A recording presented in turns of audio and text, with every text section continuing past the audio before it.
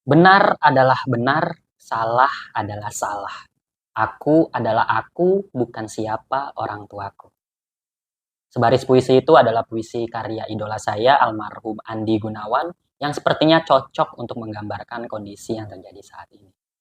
Maka izinkanlah yang bersangkutan untuk bertanggung jawab secara penuh untuk apa yang telah dia lakukan, tanpa menyeret-nyeret siapa orang tua. Sebelumnya jangan skip video ini supaya mendapat penjelasan secara lengkap karena mungkin videonya akan cukup panjang. Dan perkenalkan, nama saya Rifki, saya bukan siapa-siapa, saya hanya salah satu ASN yang bekerja di unit eselon 1 di bawah Kementerian Keuangan. Hati saya tergerak untuk membuat video ini karena saya baru saja menonton sebuah video dengan tema "Males nggak sih bayar pajak?". Ini adalah imbas dari video yang sedang viral atau kejadian yang sedang terjadi yang melibatkan anak dari salah satu mantan, ya bisa dikatakan sudah diberhentikan ayahnya dari DJP tadi siang. Video ini diambil jam 17.35, tapi tadi siang Ibu Menteri Keuangan, Ibu Sri Mulyani sudah memberhentikan atau mencopot jabatan ayah dari tersangka.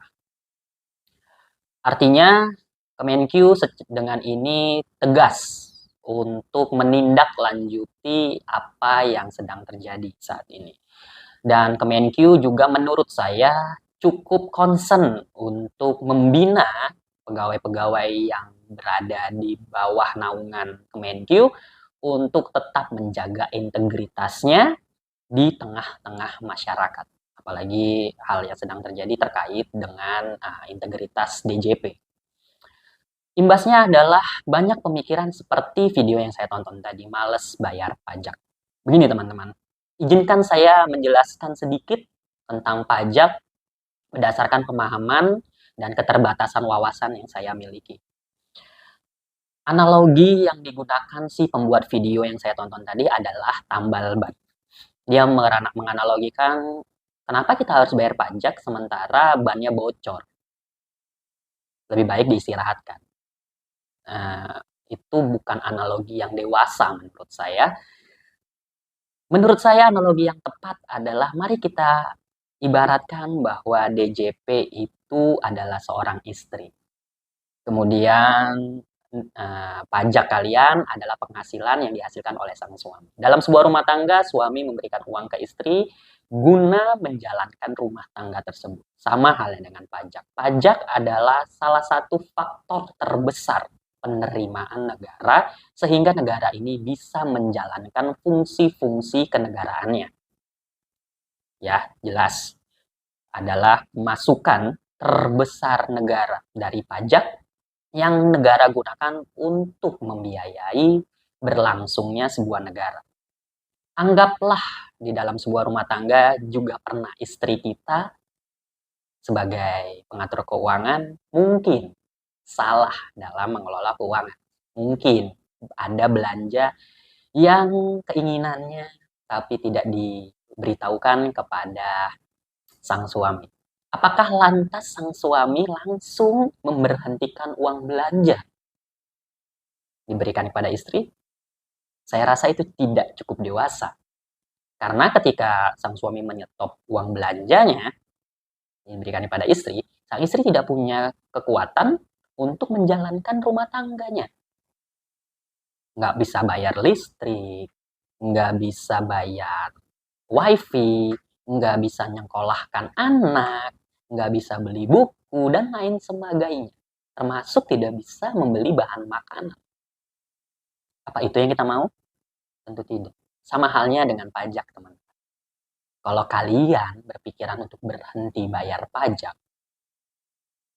hanya karena kesalahan satu orang. Tapi apapun ceritanya, Kemenkyu secara tegas sudah memberhentikan atau mencopot jabatan yang bersangkutan. Jadi sudah clear. Dengan ini Kemenkyu menyatakan sikapnya melalui Ibu Sri Mulyani sebagai Menteri Keuangan sudah menyatakan sikapnya untuk tegas memberantas hal-hal yang sifatnya diduga atau sudah melanggar integritas Kemenq. Itu saja mungkin yang bisa saya sampaikan. Mari kita kawal kasus yang sebenarnya terjadi.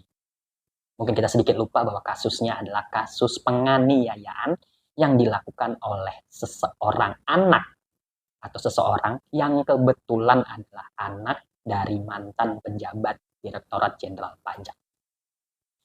Mari kita ingat lagi puisi tadi, karena aku adalah aku, benar adalah benar, dan salah adalah salah. Jadi jangan pikirkan siapa orang tuanya, tapi izinkan anak tersebut atau orang tersebut bertanggung jawab atas apa yang dia lakukan. Kawal kasusnya. Sambil kita terus mendoakan korban untuk yang tadinya masih koma, yang sampai hari ini masih koma ya. Semoga bisa cepat kembali pulih. Saya mendoakan dalam hati yang paling dalam. Agar cepat kembali pulih dan pelaku diadili seadil-adilnya berdasarkan hukum yang berlaku di Indonesia. Mohon maaf mungkin jika ada hal-hal yang belum sesuai dengan yang terjadi. Itu adalah keterbatasan wawasan saya. Saya hanya tergerak untuk membuat video ini agar kita bisa punya pemahaman dari dua sisi yang berbeda. Tidak ada maksud untuk menyerang salah satu pihak, silahkan beropini, negara ini bebas. Tapi saya juga punya opini dengan wawasan saya, dengan keterbatasan pengetahuan saya. Maka saya dengan ini mengajak, ayo teman-teman, jangan males bayar pajak. Ada begitu banyak prestasi Kemenq, ada begitu banyak prestasi DJP juga yang bisa kalian cari, bisa kalian temukan. Kalian bisa lihat langsung juga pembangunan sekolah, jalan raya, fasilitas umum, transportasi umum, dan lain sebagainya. Itu dibiayai dari pajak yang kalian bayarkan. Jadi, jangan mau tidak berkontribusi untuk pembangunan negara.